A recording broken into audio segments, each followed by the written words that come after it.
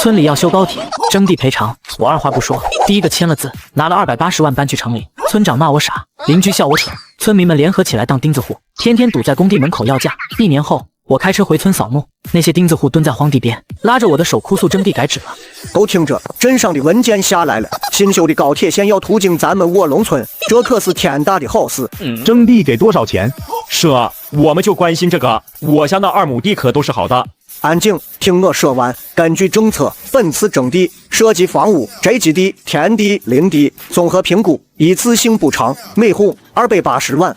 这个数字像块石头砸进水里，先是死寂，然后是更大的喧哗，紧接着堂叔甄美勇声音尖利地喊起来：村长，这价格你可不能答应。去年隔壁县修高速，一户都赔了300多万，凭啥高铁还不如高速？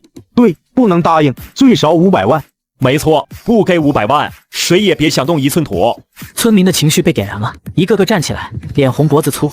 我家老宅加上几亩国田，280万这个价钱，在城里能全款买个不错的房子，还能剩下一大笔。至于他们喊的500万，那是空中画饼。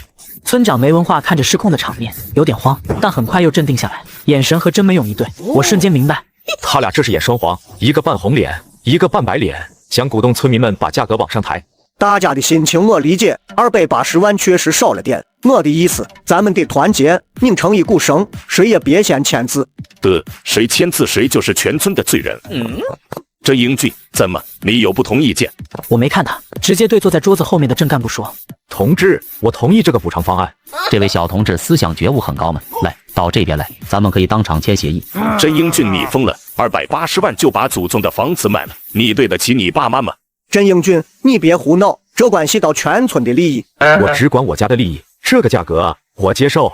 说完，我拨开人群，径直走向那张摆着合同和印泥的桌子，身后村民们的指责声像潮水一样涌来。我充耳不闻，在合同末尾签下自己的名字，然后按下鲜红的手印。小甄同志，谢谢你的支持，补偿款3天内就会打到你的卡上。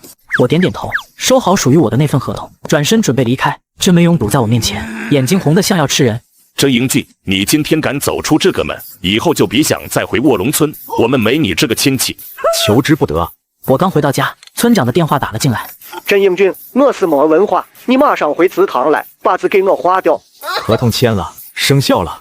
那不能作数，我告诉你，只要村委会不同意，你那合同就是废纸一张。你现在是全村的敌人，你知不知道？我只知道3天后280万会到我账上，至于你们想闹就闹吧。我直接挂了电话。2天后，我回村收拾剩下的东西时，收到了280万入账的短信提示。简单收拾过后，我锁上门，把钥匙扔进了门口的水沟里。村口一帮人聚在那里，没文化和甄美勇赫然在列。甄英俊，你还真要走？钱到手了就想跑，没那么容易。甄美勇上前一步，想抓住我的背包，我侧身躲开，冷冷地看着他。想干什么？抢劫吗？你把全村的财路都断了，今天不给个说法，你别想走。不能让他就这么走了。我的财路是郭家给的，你们的财路是你们自己堵死的，跟我有什么关系？少废话，要么了，你把钱拿出来，一半分给大伙儿；要么的，你今天就躺着出去。你这是在威胁我？威胁你怎么了？我还要收拾你这个白眼狼呢！他挥起拳头朝我脸上砸来，我早有防备，后退一步，同时从口袋里拿出手机准备拨打110。你动我一下试试，故意伤害加上敲诈勒索，你猜你得在里面待几年？甄美勇的拳头停在半空中，他身后那些叫嚣的村民也瞬间哑火。没文化脸色变了又变，最后走出来打圆场。哎呀，都是自家人，他也是一时冲动。甄英俊，你看这样行不行？你先别走，咱们再商量商量。没什么好商量的，合同上写的清楚，签字后7天内必须搬离，我这是遵守规定。我绕过他们，大步朝村外的公路走去，身后甄美勇的声音再次响起，充满了怨毒。这英俊，你等着，你会后悔的。我们拿到500万的1000万的时候，你别哭着回来求我们。我没有回头，到了市里后，我找了一个房产中介，买了一套175万的30两厅，精装修，家电齐全，可以直接拎包入住。剩下的钱，我买了一辆20万左右的车。随后，我还找了一份悠闲的工作。3天后，还住在村里的亲戚武伯给我打了个电话，电话那头传来一阵嘈杂的声音，像是有很多人在吵闹。你那边怎么了？别提了，你走之后，甄美勇他们把事情闹大了。怎么了？他们凑钱在村口搭了个大棚，成立了什么卧龙村维权同盟，天天有人守在那儿，不让施工队进场，还印了传单说补偿太低，要抗争到底。村长不管吗？他就是带头的。没文化现在天天开会给大家鼓劲，说只要咱们坚持住，最后肯定不止280万，至少能翻1倍。这话还真有人信？全信了。你说这些人拿了280万进城买个房，安安稳稳过日子不好吗？非要做那发财的梦。他们现在都说你傻，说你亏了100多万。对了，真没勇还到处说，等你手里的钱花光了，没地方去，还得哭着回村里，到时候他1分钱都不会给你。他高兴就好。英俊，你当时签那么快，是不是想到了什么？没什么，武伯，我就是觉得能拿到手的钱才是自己的钱。也是。行了，你自己在那边多注意身体。他们这帮人，我看是不到黄河心不死。半个月后，我看到了一条新闻推送，标题是卧龙村村民团结一心，抵制不合理补偿，是要维护自身权益。里面配着几张照片，照片上真美勇手持大喇叭站在村民中间，身后是一个用帆布和钢管搭起来的简陋大棚，上面挂着一条血红的横幅，写着补偿不到800万，誓死不开工。文章充满了煽情，把村民们描述成被资本欺压的可怜人，把他们的贪婪无知美化成了朴素的维权意识。支持村民，开发商太黑了。800万不多，以前层次一逃放都不自个假。卧龙村的老乡们好样的，一定要坚持住。文章里提到，在村民们的不懈努力下，项目部已经松口，愿意在原有基础上增加一笔搬迁奖励，但具体数额还在谈判。谈判？那不过是拖延的伎俩罢了。我又翻了翻，看到了一段对真美勇的采访。记者问他：“你们的期望价位是多少？”每户最少800万，少1分都不行。我们卧龙村山好水好，以后修了高铁，旁边的地价不得起飞。我们这是为子孙后代着想。我们村之前出了一个败类，叫甄英俊，为了280万，第一个签字跑了。这种人就是短视，没有集体荣誉感。等我们拿到800万，他都哭没地方哭去。我告诉你们，他这种人以后休想再回我们卧龙村。晚上，武伯又打来电话，语气里满是忧虑。英俊，你看到新闻没？真美勇他们现在是铁了心，非要800万不可。看到了。哎，这帮人真是疯了，彻底疯了。项目部那边说最多再加20万，也就是凑个整300万，他们还不干，把去谈判的人给打了，把人家车都给砸了。砸车了？可不是嘛！现在茂的叔叔都来了，把带头打人的抓了几个。真没勇跑得快，没抓到。现在村里乱成一锅粥，没文化也压不住了。我跟你说，现在村里分成了好几派，有要800万的，有要1000万的，还有人说干脆自己集资盖房子，以后当高铁周边商铺卖，反正说什么的都有。武伯，你别掺和他们的事，守好你自家的门就行了。我知道，我就是替他们着急，也替你担心。武伯，放心吧，我一个人早已习惯了。挂了武伯的电话，我坐在客厅的沙发上，心里翻涌着说不清的滋味。随手点开村里的群，原本只是想看看村里的近况，没想到屏幕上的消息一条接一条，全是冲我来的，字里行间的戾气几乎要透过屏幕溢出来。真没勇还在群里发了一条语音，艾特了我。真英俊那小子就是个卖村贼，先签个字就以为自己占了便宜。我告诉你们，他就是怕咱们真要到800万，他眼红。这小子忘本，忘了自己是卧龙村出去的种。等我腾出手，非去城里扒了他的皮不可，让他知道背叛全村人的下场。底下跟着几十条附和的消息，有几个之前跟我还算相熟的村民，此刻也跟着起哄，甚至有人扒出了我在城里的小区地址，发在群里。大家快看，我找到了真英俊在城里的住址。那还等什么？咱们组团去找他。我看着那些熟悉的名字，那些小时候一起摸鱼捉虾，长大一起串门喝酒的乡亲，如今却因为钱把最恶毒的话都泼在了我身上，心里一阵发凉，直接点了退出群聊。随后我又给武伯发了条消息：武伯，真没勇要是真敢来，我不会让他讨到半分好，你别替我担心，管好自己就行，千万别掺和这些烂事。发完消息，我把手机扔在一边，也不知道过了多久，楼道里传来一阵杂乱的脚步声，紧接着我家门口的防盗门被人用力踹了几下。我走到猫眼处往外看，楼道里的声控灯亮着，两个陌生的年轻男人正背对着我，在我家门上拖着什么，刺鼻的油漆味透过门缝飘进来。等那两个人走了，我打开门，只见门板上赫然被写上了叛徒的大字。再低头，我看到门缝那里塞着一张纸条，打开后上面的字迹歪歪扭扭。我拿出手机拍了门上的红漆和纸条，准备报警的时候，武伯的电话又打了过来，语气里满是惊慌。英俊，你没事吧？我刚听村里有人说，真没勇找了2个外村的小子去城里找你了，还说要给你变颜色看看，你家是不是出事了？武伯，没事，就是门上被泼了点漆，塞了张纸条，没什么大碍。这混蛋真是无法无天了！报警了吗？你可千万别跟他们硬来呀！真没勇现在红了眼，什么事都做得出来。我正准备报警，放心吧，法治社会他还能翻了天吗？哎，造孽啊！这村里怎么就变成这样了？当初你第一个签字，我还劝过你，现在看来倒是我错了。你走的路是对的，是这帮人被钱迷了心窍，都疯了。武伯，这事跟你没关系，你也别再为我操心了，在村里多注意点自己，别让真没用抓着把柄为难你。我知道，就是心里堵得慌。你在城里照顾好自己，要是真没勇再派人去闹，你就直接报警，千万别手软。我会的，你也早点休息，村里的事能躲就躲。挂了武伯的电话，我拨通了报警电话，把情况跟帽子叔叔说了一遍，又联系了小区物业，让他们加强小区的安保。几天后，真没勇被帽子叔叔从村里带走了。原来他仍不死心，带着人去项目部临时办公室闹事，再次动手砸东西，被蹲守的帽子叔叔当场抓获。最后，他被处以行政拘留15日的处罚，罚款2000元。武伯第一时间给我打了电话，英俊，真没勇被帽子叔叔关了15天呢。武伯担心真没勇会把这笔账一起算到我头上，再三叮嘱我注意安全。他自己犯的错，怪不到别人头上。武伯，你也别多想，该怎么样还怎么样。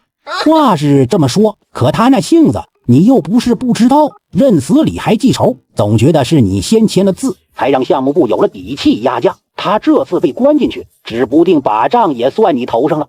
我知道了，他真要来找我，我也不会任他胡闹。你在村里别掺和，离这事远点儿。15天转瞬即逝，到了真没勇出来的那天，他没回村，直接拦了辆出租车往城里赶。但真没勇没找去我家，反倒蹲在了我公司楼下。我下班走出公司大门时，一眼就看到了他。他受了血，眼底带着红血丝，一见到我，立刻几步跨到我面前，伸手就想推我。我早有防备，侧身躲开。他扑了个空，踉跄了一下。真英俊，你个卖村贼，是不是你跟项目部串通好了，让帽子叔叔抓我？他的声音很大，引得路过的同事纷纷侧目。我皱着眉，拉着他走到路边的僻静处。你能不能讲点道理？你打砸项目部的车，动手打人，帽子叔叔抓你是依法办事，跟我有什么关系？怎么没关系？要是你不第一个签字，不带头当软骨头，项目不能这么嚣张，我们能被逼得动手，我能被关进去15天吗？这是你要负全责，必须赔偿我的精神损失。我签字是因为项目部给的补偿款合情合理，是你们自己贪得无厌，非要800万、1000万，明明是你们自己把路走死了，现在倒把所有过错都推到我身上。合情合理，280万，在城里连套大别墅都买不到，这叫合情合理？我们卧龙村的凭什么就值这点钱？我就是要为村里人争口气，你倒好，胳膊肘往外拐。我看你是忘了自己是从卧龙村出来的。我只知道做人要知足，要守规矩。项目部后来都把补偿款加到300万了，还有搬迁奖励，是你们不依不饶，打砸闹事，把人家的诚意磨没了。现在落到这个下场，都是你们自找的。我不管，就是因为你，不然这事也不会变成这样。你必须给我个说法，给村里的人一个说法。我没什么说法给你，你要是想好好说话，我可以跟你说几句。但如果你还想耍横闹下去，旁边的治安岗亭里就有帽子叔叔，你要不要再进去待几天？真没勇顺着我的手指看过去，看到岗亭里的帽子叔叔，气焰瞬间矮了半截，却还是不死心，恶狠狠地盯着我。真英俊，你给我等着，这事不算完，我不会让你好过的。老子有的是力气和手段。3个月后，我得知了村民们和项目部的对峙进入了僵持阶段的消息。真没勇他们打砸了项目部的车之后，对方的态度也强硬了起来，不仅取消了那20万的搬迁奖励，还发表声明，如果村民继续阻挠施工，将通过法律途径追究其造成的经济损失。这下村民们慌了，可没等我感慨多久，村里的一个年轻晚辈小海给我发来了几段录音。英俊哥，你快听听，没勇叔和村长在村口大槐树下正说你呢，全村人都围着听，我实在看不下去，偷偷给你录下些，你心里有个数。我点开最上面的录音，里面是真没勇扯着嗓子的怒吼，还混着村民的嘈杂议论，刺耳得很。老少爷们儿都给我听着，项目部现在敢发这狗屁声明，跟咱们叫板，全是因为真英俊那小子，他就是个吃里扒外的软骨头，第一个签字领钱，让项目部觉得咱们卧龙村人心散了，觉得咱们好欺负，才敢这么压价，才敢放话要告咱们。话音刚落，就传来没文化沉稳却带着煽动性的声音。没勇说的没错，大家想想，之前项目部这么对咱们客客气气的，补偿款一涨再涨，为啥突然就硬气了？就是因为真英俊开了这个坏头，他在城里待了几年，就忘了自己是卧龙村的根了，忘了村里数百婶子帮衬他的情分了，为了那点钱，转头就帮着外人坑自己老乡。我早就说过，这小子心术不正，他提前拿了补偿款在城里享福，却让咱们在村里跟项目部死磕。要是他当初跟咱们一条心，硬到底，项目部能这么嚣张？800万早乖乖送上门了。现在倒好，项目部要告咱们，这烂摊子全是他真英俊造出来的。录音刚播放完，小海的文字消息紧跟着弹了过来。英俊哥，村长还说，要是这次拿不到800万，就让你把补偿款拿出来给全村人分了。说这是你欠村里的，好多村民都是被他们俩忽悠了。谢了，我知道。我刚想把手机锁屏，突然一通陌生电话打了进来。我接起，甄美勇的声音瞬间在我耳边炸开。这英俊，你还不知道吧？你现在可是我们全村的公敌。哦，那很令人意内了。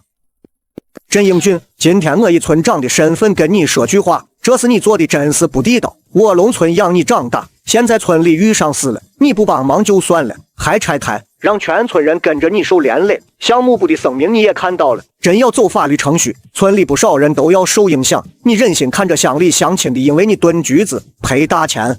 是你们后来贪得无厌，非要800万，这才闹成这样。还有打砸项目部的也是你们，拒绝协商的更是你们。现在项目部发了声明，你们倒把所有过错推到我身上，天底下哪有这样的道理？甄英俊，你别油盐不进，村里的人现在都恨你，要是你不回来解决这事，我们就把你的手机号、工作单位全发到网上，让大家看看你这个白眼狼的真面目。到时候你在城里还怎么上班，怎么做人？现在是法治社会，你们敢抹黑我，我就敢告你们诽谤。还有，你身为村长，不想着怎么跟项目部和解、解决问题，反倒跟着甄美勇一起煽风点火，把全村人往火坑里推，你配当这个村长吗？哈，好你个甄英俊，翅膀硬了是吧？既然你不仁，就别怪我们不义。你等着，这事没完。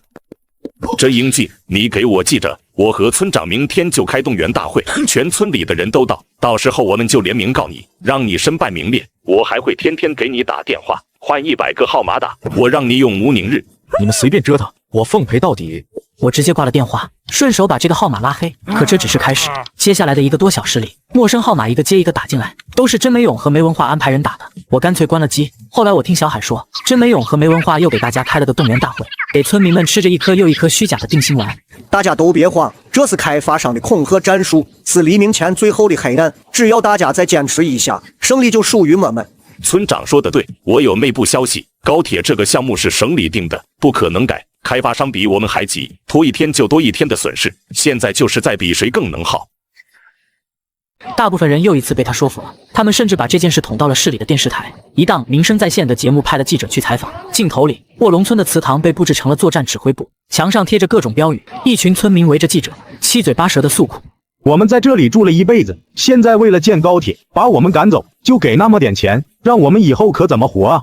大伙不是钉子户，我们是合理的利益诉求者。280万，在今天这个社会能干什么？我们要求不高，参照同类地区的标准，给我们一个公道的价格。我们相信政府，相信法律会给我们一个满意的答复。另外，没文化和甄美勇还在采访里提到了我这个临阵脱逃的反面教材，这股歪风甚至刮到了我的生活中。节目播出的第2天，我刚到公司打卡，办公桌上的座机就响个不停，手机也被陌生号码轰炸，一接起来全是劈头盖脸的指责，说我帮着开发商欺负自己的同乡，是忘恩负义的白眼狼。没等我理清状况，部门领导就把我叫进了办公室，脸色沉得厉害。甄英俊，你赶紧看看本地论坛，你的信息都被扒出来了，还有人打电话到公司投诉，说我们招了个品行不端的人，影响公司形象。要不你先休假几天，把这件事处理好再回来吧。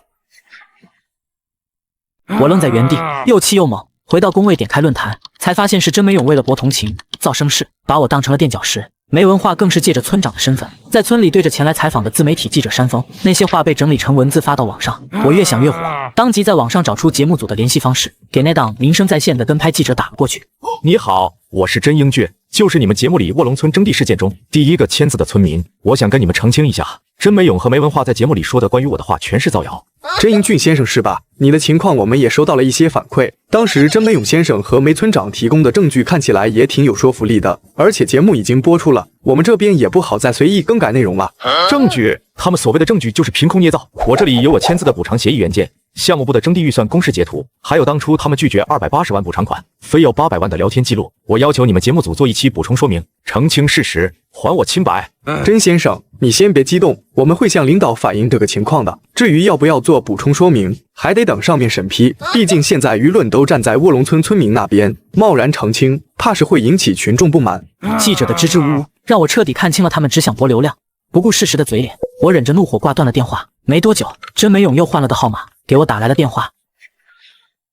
这英俊，听说你找民生在线的记者要澄清，你觉得有人信你吗？现在全天下都知道你是个卖村贼，我和村长说什么，大家就信什么。你真当我好欺负是吗？欺负你又怎么样？谁让你当初非要当软骨头，第一个冲上前签字？村长说了，你这就是罪有应得。要是你识相，就赶紧把你拿的补偿款拿出来给全村人分了，再公开给全村人道歉，这事或许还有缓和的余地。做梦！我拿的钱光明正大，凭什么给你们分？你们有本事就去跟项目部谈，别只会躲在背后造谣生事，拿我当靶子。节目播出后，在本地引起了不小的反响，舆论再次被点燃，大部分人都站在村民这边，痛骂开发商无良。甄美勇和没文化的声望在村里达到了顶峰，他们甚至组织了一个监督小组，每天在村口轮流值班，盘查所有进村的陌生车辆，生怕哪家会偷偷和项目部接触。一天晚上，武博又打来电话，这次他的声音听起来疲惫不堪。英俊，村里快没法待了。又怎么了？是不是甄美勇他们又闹什么事了？前几天你堂婶儿就是甄美勇的老婆，找人看了咱村，说咱们村这块地是宝地，还说谁家要是先搬走，就是断了自家的血脉，以后要倒大霉的。什么？武博，这你也信吗？就是些糊弄人的话罢了。我当然不信，可村里都信啊。现在好了，谁提签字，谁就是想破坏卧龙村的风水。前天李老三家想通了，想去项目部签字，结果刚走到村口，就被监督小组的人堵了个正着。堵着了？他们把人怎么样了？项目部的人没出面吗？项目部的人现在根本不敢进村，甄美勇早就放了话，谁敢跟项目部接触，就是跟全村为敌。李老三夫妻俩被堵回去之后，甄美勇带着7、8个年轻后生，直接冲到了他家，把人按在院子里教训。李老三的腿都断了，他老伴儿护着他，也受了伤，家里的锅碗瓢盆、家具家电全被砸了，大门上还被人泼了红漆。他们这是无法无天了，就没人敢报警吗？没文化说了，谁敢报警就带着甄美勇找上门去，还说李老三这事儿就是自作自受，让村里其他人都看看跟你一样当叛徒的下场。他们俩还说这都是你造的孽，要是你当初不第一个签字，村里没人敢动这心思，李老三也不会犯浑。现在好了，全村人都被你和李老三这样的人搅得人心惶惶，你说这叫什么事啊？武博，你们还是尽快报警吧。现在真没人敢报警了，你都不知道这两人有多狠，教训完人还让人往李老三家的井里投了5股轮回之物，现在他家连水都没法喝，只能靠着邻居偷偷送点，日子过得苦不堪言啊。武博，那你自己多注意点，别跟他们硬刚，也别再偷偷给我打电话了，要是被他们发现，你肯定要受牵连的。李老三那边要是有机会，你就偷偷帮衬一把，我这边转点钱给你，你悄悄塞给他，别让其他人知道。钱我就不收了，我家里还有点积蓄，能帮衬就帮衬点儿，就是怕甄美勇再这么闹下去，村里还要出大事。他现在恨你恨得牙痒痒，天天在村里亲切问候你全家，还说都是因为你，村里的人才会有二心。要是你回来，他第一个饶不了你。我知道了，武博，我不会让自己出事的，你也一定要照顾好自己。你放心，甄美勇和没文化这么胡来，早晚有报应的，他们的黄粱梦迟早会醒的。哎，但愿吧，我现在就盼着这事能早点结束，村里能恢复太平。不说了，我听到远处有脚步声了，应该是监督小组的人巡逻过来了，我得赶紧走了。你自己在城里多当心，别挂念村里的事了。说完，武博匆匆挂了电话。从那以后，我和武博的联系变少了。我辞掉了之前那个悠闲的工作，经过1年的创业，成为了一家小公司的老板，还给自己换了辆新车。在清明节前夕，我再次接到了武博的电话。英俊，你今年清明还回村里给你爸妈扫墓吗？回啊，怎么了？英俊，村里可能要出大事了。什么大事？高铁这个项目的项目部已经快3个月没人来了。3个月？是啊，之前他们还隔3差5派人来看看，虽然不进村，但也在附近转转。可从过年后就再也没见过人影，村口那个项目部的临时办公室早就人去楼空了。和武博聊完后，我开始好奇村里现在的情况，于是便去拜托正在跑运输的发小，让他绕去卧龙村附近瞧一瞧，顺便拍些视频给我。1小时后，发小的消息就传了过来，连着发了好几段短视频。英俊，村里现在真是乱透了，简直没眼看。我点开视频，镜头里村口的项目部临时办公室大门敞着，桌椅翻倒，地上满是废纸和垃圾，显然早已人去楼空。而办公室门口的空地上，甄美勇正扯着嗓子冲围聚的村民喊着，没文化就站在他身旁，跟着帮腔。大家别慌，这就是开发商的阴谋，他们看硬的软的都拿我们没办法，就故意撤人，想逼我们低头，别上当。莫勇说的没错，这项目是省里定的重点工程，哪能说改就改？不过是开发商的心理战罢了。大家再沉住气些，好到最后，他们终究得乖乖把800万送过来。村长，可都3个月没人来了，真的没问题吗？能有什么问题？我跟莫勇都打听了，就是开发商耗不起了。谁要是敢乱传闲话，动摇军心，就是跟全村人的利益作对，就是像甄英俊那样的卖村贼。视频播放完，发小的消息又弹了出来。没文化还跟村里人说，都是因为你当初第一个签字，让项目组觉得咱们村好拿捏，才敢耍这种手段。现在村里不少人被他俩忽悠着，还真把错都怪在你身上了。甄美勇更离谱，逢人就说，就算选址真改了，也是你甄英俊害的，回头非要找你赔全村的损失不可。让他们闹吧，总要有醒的那天。思来想去，我还是给小区物业打了电话，跟他们交代近期留意陌生面孔，又把家里的门窗检查了一遍，在门口和客厅装了新的监控。但没文化和甄美勇应该是被村里的事绊住，没有再来找过我。到了清明节那天，我开着新买的车行驶在去往卧龙村的高速路上，突然手机上弹出一则消息推送，我将车停在应急车道上，点开了那条新闻，标题为关于新高铁项目选址变更的最终公告，最后还附了一句，原项目涉及的所有前期协议及补偿方案，自本公告发布之日起全部终止作废。所以我签的那份合同理论上也作废了，但我的钱早已到手。可对卧龙村村民来说，他们的800万梦破灭了，而且就连最初的280万也拿不到了。虽然早就料到会是这个结果，但看到所有补偿方案终止作废的字样，还是忍不住感慨。就在这时，武伯的电话打了过来，一接通就哭了。英俊，新闻你看了吗？高铁真的改到凤鸣市了，我们什么都没了。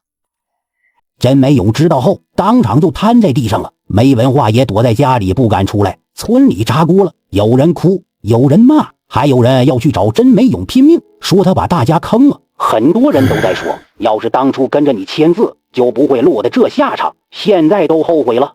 我听着这话，心里五味杂陈，没有一丝幸灾乐祸，只有无尽的惋惜。挂了电话后，我重新启动车子，驶下高速，向着卧龙村的方向开去。此时的雨越下越大，越靠近村子，路越是泥泞。曾经因为要修机场而翻新过的柏油路，只修了一半就停工了，剩下的一半还是土路，被来往的工程车压得坑坑洼洼，积满了黄色的泥水。开进村子后，听不到一丝人声。我把车开到村委会大院进停下，下车后走到村东头那片被征用的土地，发现那里只有一个巨大而空旷的泥坑。这时，一个佝偻的身影从远处深一脚浅一脚的走来，他是村里的孤寡老人刘四爷。是甄英俊。四爷，是我。你回来了，城里好不好？他们说你在城里发大财了。刘四爷，村里人呢？他们都在祠堂那儿呢，吵架，天天吵架。正说着，村西头传来一阵骚动，似乎是有人看到了我停在村委会门口的那辆崭新的名贵轿车。紧接着，我看到几个人影从巷子里冲了出来，为首的正是没文化和甄美勇，他们身后还跟着10几个村民，一个个面黄肌瘦，像是被霜打了的茄子。这英俊，你还敢回来？混得不错着，车都开上了，怎么回来看我们笑话？我只是回来给我爸妈扫墓。扫墓？黄鼠狼给鸡拜年，你肯定就是来看我们笑话的。你是不是早就知道高铁不见了？是不是？甄美勇最后那句话几乎是吼出来的，他身后的村民们听到高铁不见了这几个字，身体都是一颤，脸上露出惊恐的表情。没文化一把拉住情绪激动的甄美勇，转向我，挤出一个比哭还难看的笑容。英俊啊，别听莫勇胡说，他就是压力太大了，这一年不容易啊。是不容易，你们守着一片荒地，做着800万的梦，确实不容易。当初签字的时候，我就劝过你们，政策不等人，见好就收，是你们自己非要抱团硬扛，非要等着坐地起价。现在出了问题，怪得了谁？什么800万啊，现在连个响儿都没了，俺家的猪都卖了，就等着拿钱从这儿搬走呢，现在可怎么办啊？这英俊，当初要不是你先签字坏了规矩，上面的领导又怎么会咬着那架不放？都是因为你。甄美勇，你少转移视线。你之前不是说你有路子吗？你不是说去省里能问到确切消息吗？你的路子呢？你的消息呢？甄美勇脸上的嚣张瞬间垮了下去，嘴唇哆嗦着，半天说不出一句话。就在这时，人群一个女人放声大哭。现在可怎么办啊？这日子真是过不下去了，俺家的猪都卖了，就等着拿钱，现在可怎么办啊？她的哭声像会传染，人群里立刻响起了此起彼伏的啜泣声。真没勇猛地回头，对着人群咆哮：“都闭嘴！哭什么哭？谁说不见了？文件又没下发到咱村里，都是梅尔的事。他就是想动摇我们军心。”就在这时，一个年轻人从村外飞奔而来，手里拿着手机，脸上的神情认同末日降临般的绝望。村长，梅永科，不好了，市里发公告了，真的发公告了！你们看，手机上的新闻上都说了，高铁改到凤鸣市了，咱们这儿不见了。没文化颤抖着手从那人手里接过手机，真没勇也把头凑了过去。当他们看清楚屏幕上那行加粗的标题时，两个人的脸色瞬间变得惨白如纸。没文化身形一晃，一屁股瘫坐在泥地里，而真没勇则像一尊雕像，一动不动。短暂的死寂之后，人群彻底炸了。一个名叫李二柱的中年男人猛地冲向真没勇，一把揪住他的衣领。真没勇，你不是说有内部消息吗？你不是说肯定会见吗？现在怎么说？你把我们都害惨了。对，还有没文化，都是你们俩，非要当钉子户，非要800万，现在好了，1分钱都没了。愤怒的村民们一拥而上，对着没文化和真没勇疯狂输出。我默默地站在一旁，看着这场闹剧的高潮。混乱中，不知道是谁喊了一句：“别打了，打他们有什么用？钱能回来吗？”这句话像一盆冷水浇在众人头上，他们打人的动作停了下来。这时，所有人的目光再次聚焦到我身上，他们的眼神里充满了悔恨和乞求。没文化才被人从泥水里扶起来，他一把推开身边的人，踉踉跄跄地走到我面前，老泪纵横地看着我：“英俊，叔错了，叔对不起你，此叔有眼不识泰山，叔鬼迷心窍，听了真没用的怂恿，带着大家伙儿犯浑，我们都是傻子啊！”事到如今，说这些还有什么用？人群分开，真没勇也被几个亲戚架着推到了我面前，他低着头，完全不敢看我。他旁边的一个长者推了他一把，催他向我道歉。真没勇沉默了很久，突然向我软下了膝盖。这个举动让所有人都惊呆了。真没勇在开口时，语气里带着浓重的哭腔：“英吉，堂叔错了，求你帮帮我们吧。我不是人，我混蛋，我不该撺掇大家当钉子户，不该骂你，不该让你走，是我贪心，是我害了大家，我对不起全村人，我对不起卧龙村的列祖列宗。你看在我们是亲戚的份上，救救我们吧！你那么有本事，肯定有办法的，对不对？”他抬起头，满脸泥水和眼泪，抓住我的裤腿，像抓住最后一根救命稻草。你在城里认识人多，你去跟项目组说说，我们不要800万了，我们就要原来的280万，行不行？求求你了。英俊啊，求你帮帮我们吧！我们知道错了，我们真的知道错了。只要能拿到钱，我们给你磕头，我们还可以在村里给你立长生牌位。对，只要你能帮我们牵个线，让高铁再回来，我这个村长也给你当。英俊啊，你就帮帮大伙吧。公告上写的很清楚，所有协议全部作废，路是你们自己选的，我也无能为了。那你现在是大老板了，能不能给我们这些人安排个正经工作什么的，好歹给我们调生路，让我们糊口吧。再说了，你武伯也是村里人，你不愿意管我们，总不能也不管他吧？我态度坚决地拒绝了他们的请求。从卧龙村离开后，我以为这场因贪婪而起的闹剧终究会随着高铁项目的迁走落下帷幕，却没想到真没勇和没文化带着一群村民，竟直接找到了我城里的公司。甄总，楼下有一群老乡找你，看着情绪很激动，拦都拦不住。我起身走到窗边往下看，只见真没勇、没文化带着10几个卧龙村的村民堵在公司大门口，有人手里还举着皱巴巴的纸，脸上满是憔悴和急切，引得路人纷纷侧目。我皱着眉下楼，刚走到大厅，真没勇就立刻拽着没文化冲了过来，身后的村民也一窝蜂跟上，把我围在中间。英吉了，总算找到你了，我们知道错了，真的知道错了，以前是我们糊涂，不该那样针对你，不该跟你作对，你大人有大量，别跟我们一般见识。英俊，叔也错了，叔这个村长当的糊涂，不该跟着没勇一起煽风点火，不该把所有错都推到你身上。你看村里现在彻底完了，土地荒着，大家连糊口的路子都没有，老的小的都快吃不上饭了。你手底下肯定有门路，就帮帮我们吧。我上次已经明确拒绝过你们了，你们怎么还执迷不悟？英俊，你没答应，肯定是因为上次是我态度不诚恳吧？都是我们的错，都是我们贪得无厌，可话又说回来了，你总不能真看着我们饿死吧？你现在是大老板了，公司这么大，肯定缺人手，你就给我们安排个正经工作吧，搬砖、扛货、打扫卫生，我们什么都能干，给口饭吃就行。身后的村民也跟着附和，一个个面露哀求，七嘴八舌地喊着：“英俊，帮帮我们吧，都是乡里乡亲的，你小时候我还抱过你呢。我们什么苦都能吃，我干活可利落了。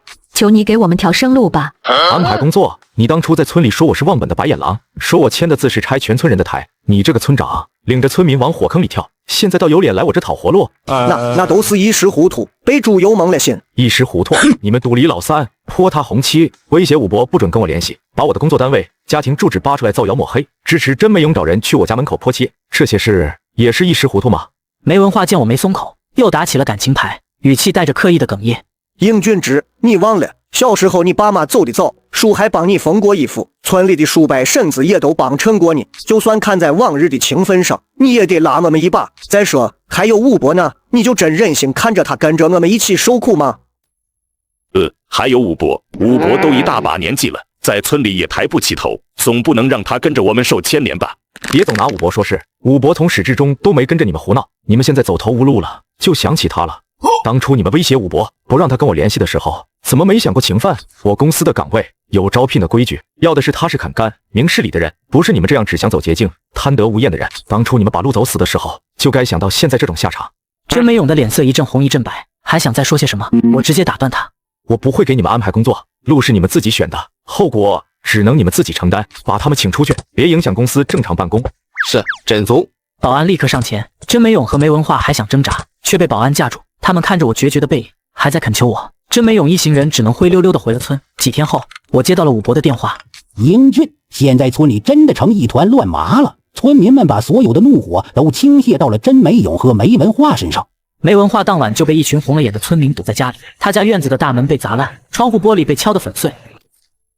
没文化听着众人一句句的唾骂和诅咒，气急攻心，当场就中风了，被连夜送去了镇上的卫生院。镇上很快派了新的书记下来，负责处理烂摊子，但这个烂摊子谁也处理不了。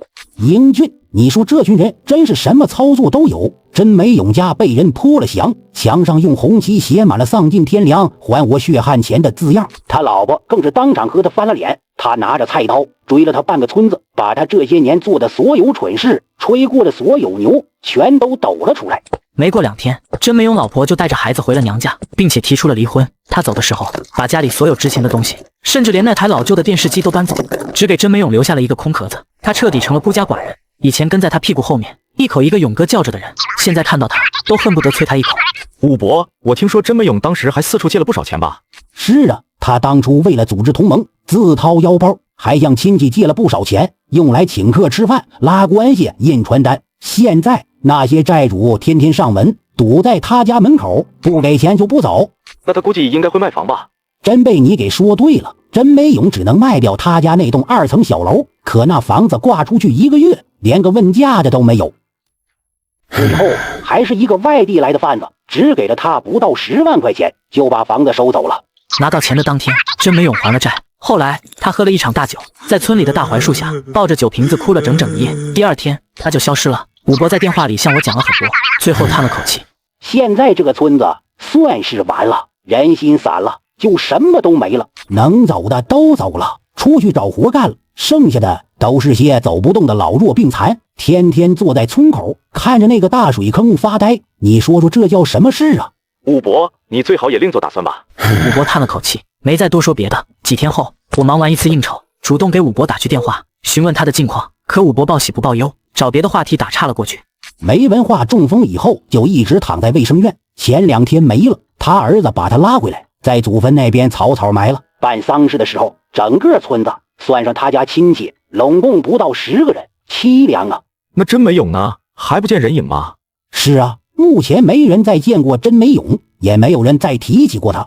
让我没想到的是，1年后我会再遇到甄美勇。那时我刚和一个大客户谈完合作，站在酒店门口等候门童把我的车开过来时，不远处一个建筑工地的门口，一群工人正在路边吃盒饭。他们穿着沾满灰尘和油漆的工作服，脸上是疲惫不堪的疲惫。我一眼就看到了一个瘦到皮包骨头的男人。这人的背影怎么越看越觉得眼熟呢？